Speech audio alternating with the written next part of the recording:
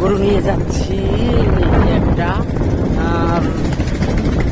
নড়াইল থেকে গরু নিয়ে আসলাম, নড়াইল থেকে চলে যাচ্ছি যা দিগদানার উদ্দেশ্যে। এখন আছি রুপিয়া পার হয়ে রাজারহাটের কাছে আছি, এই যে রাজারহাট দিয়ে যাচ্ছি। রুপিয়া পার হয়ে আসলাম, রাজারহাট এখনো সামনে অবশ্যই। রাজারহাট সেই দেখা যাবে, যারা যশোরের ভিতরে আছেন তারা অবশ্যই চিনতে পারবেন জায়গাটা।